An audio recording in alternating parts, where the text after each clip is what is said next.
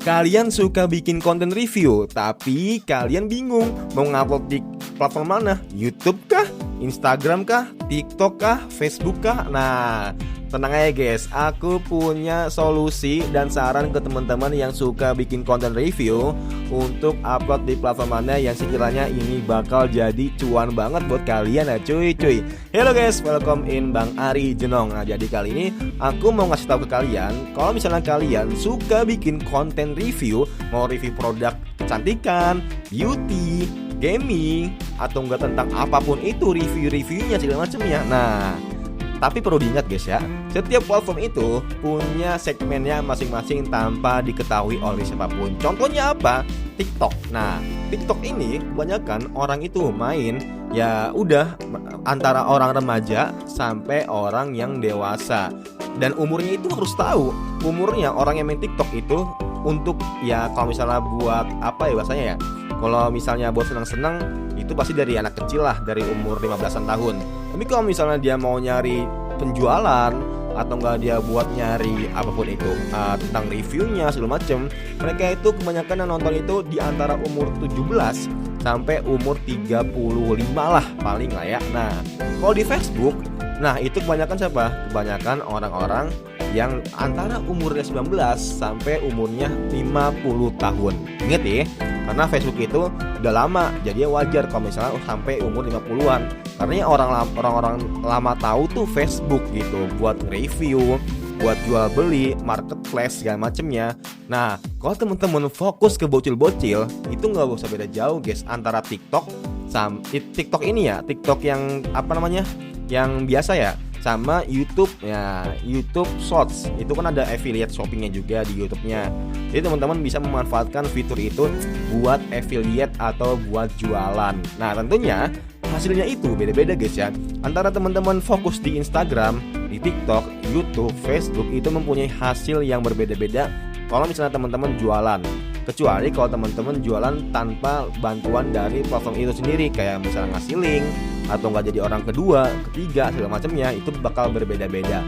Tentunya itu udah jadi hal yang lumrah, emang wajar, karena pastinya setiap kita bekerja sama melalui suatu jembatan, pastinya kan kita ngasih fee ya ke jembatan itu biar mempermudah, biar aksesnya itu dipermudah supaya antara customer sama penjual itu ketemu jadi satu wadah. Nah, itu wajar.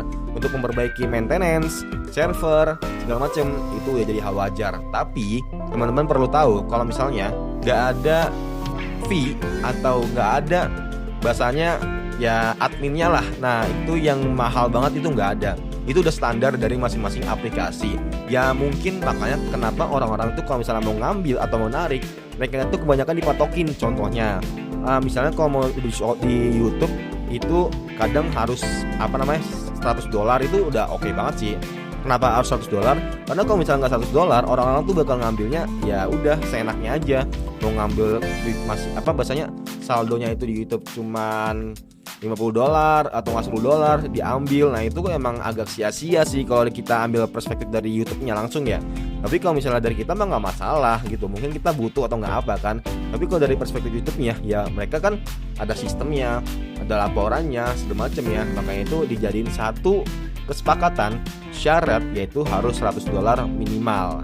Itu kalau di YouTube. Kalau di TikTok ya udah sebisa mungkin teman-teman ya kalau misalnya mau ngambil itu teman-teman harus bisa ngambil dari ya mungkin minimal 10 juta atau enggak mungkin 5 juta lah atau enggak 1 juta. Nah, jangan ngambil cuma 10.000, 20.000, 30.000, bahkan 100.000. Lebih baik itu ditabungin dulu aja di aplikasinya supaya teman-teman tuh nggak kena fee-nya itu terlalu banyak gitu.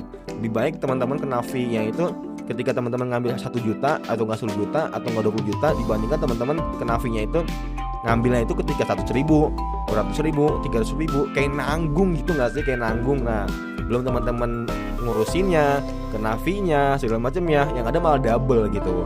Jadi lebih baik kalau misalnya teman-teman mau fokus ke Instagram, TikTok, YouTube, Facebook, itu harus tahu dulu segmen mau kemana sebagai apa ya, bahasa sebagai kreator, reviewer terjujur dan terbaik tentunya. Makanya bisa mungkin teman-teman ketika review suatu produk itu kasih tahu keunggulan sama kelemahannya atau kekurangan dari produk itu apa, supaya customer tuh makin percaya kalau misalnya integritas kalian tuh ada dan patut dipertanggungjawabkan gitu, karena kalian itu udah mereview dan merekomendasikan secara nggak langsung. Buat teman-teman semangat, pokoknya banyak platform yang bisa kita ya bahasanya yang bisa kita gunakan untuk review produk atau nge-review suatu barang jasa. Nah, tapi tinggal gimana kitanya bisa memaksimalkan di platform itu untuk mendapatkan cuan yang lebih oke untuk kedepannya guys ya. Mungkin itu aja guys ya, semoga bermanfaat and see you next time, bye.